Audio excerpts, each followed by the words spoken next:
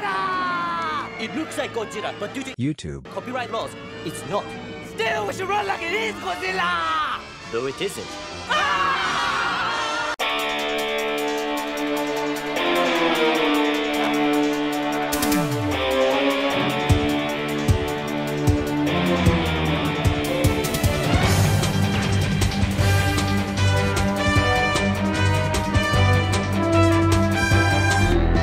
Hello everyone, Skippy here, and welcome to One Piece episode 943. Directed by Tasuku Shimaya from Aya Komaki's board and supervised by Shigefumi Shingaki.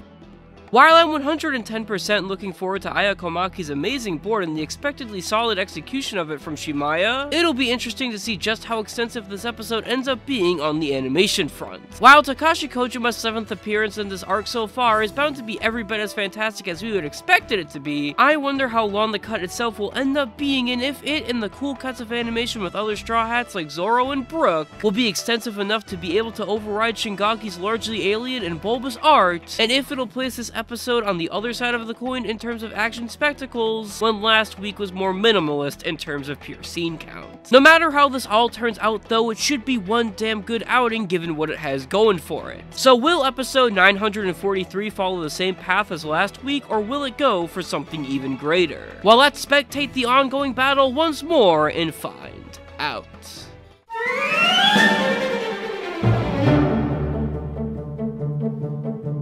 This episode covers the remainder of chapter 944 in pages 2 through 9 of chapter 945. And from the very second it starts is ripe with a bit of rearranging to make the fights that started taking place last episode feel more intelligible, and to make it so the end of each half ends within Udon rather than concentrating it purely in the second half, but it doesn't concern itself much with actual filler in the way that last week did. Sure, Sanji beating down Drake before attempting to save Hiyori is purely filler, which makes him look a lot cooler than he did in the manga, and there are slight instances of filler here and there, like with the Oni Wabanshu chasing after the Straw Hats and Kid and Killer mere minutes before being waterboarded, but otherwise the episode is actually pretty close to the original chapters content-wise, aside from some small changes like Zoro not cutting Raijin, and while that isn't a bad thing, because everything is adapted pretty well and almost like an atmospheric samurai drama at points barring the rather slow Udon scenes, I do have to admit that I would have liked to see a bit more of the crew working as a team and fighting together before most of them ended up leaving the scene. It's not 100%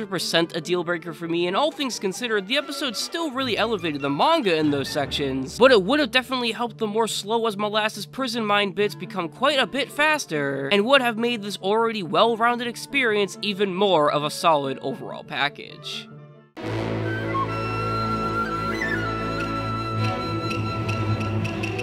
While I can't help but feel that some of the content didn't allow her to go too hard in places, Aya Komaki's storyboard still furthers that feeling of the Flower Capital being this large arena to battle in, with fights taking place on ground, rooftops, and in air, and creates such creatively well done and effortless atmosphere through cool color choices and point of view to really suck you into every level of it. Pile on her eye for colorful backgrounds and still shots that add so much to the comedic timing and overall character movements, and there's just so much to love regarding the quality of this episode's board. That's heightened even more by Shimaya's more than adequate execution of it, with wonderful compositing and music choices that both really help set the mood. While I can definitely think of a few other Komaki boards that I would rate higher in terms of just giving her more room to show off on every level, there's still just so much eye candy to latch onto here that I'd be remiss to call it anything less than great.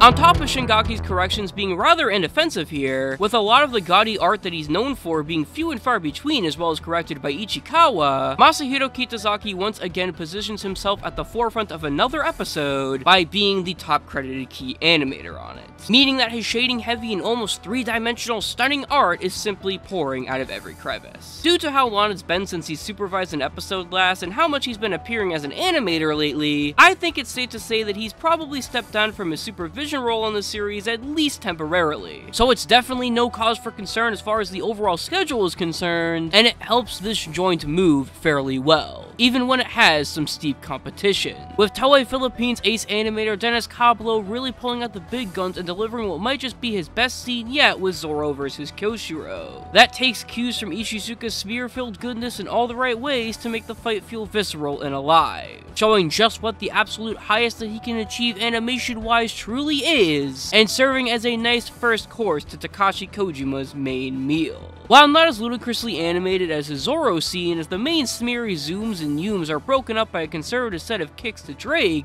there's still more than enough crazy Beyblade action to go around so it never disappoints, and gives Sanji one hell of an animation highlight to round this whole episode off. While there were a couple of missteps here and there with the general pacing of the episode, and I feel like that hurt what it could have been in the long run, what it ended up being was still something so very great that pleased my Sakuga eye and One Piece fanboyism to the umpteenth degree, and was a nice follow-up to last week all the same thanks to the incredible staff on board. Which is something that I can only really half say for next week's episode 944. While I absolutely love Kenji Yokoyama and his nostalgic art style that's been the face of many of Wano's strongest episodes, I'm a little worried about him being paired with director Masahiro Hosoda, since his general output has been fairly hit or miss as of late. The storyboard may already be looking vibrant and joyful, and there seems to be quite a few instances of Kitasaki going ham on the key animation side of things, but I'll hold my breath as far as making any premeditated judgments goes, so I can end up being quite surprised if Hosoda hits and helps Yokoyama continue his solid track record.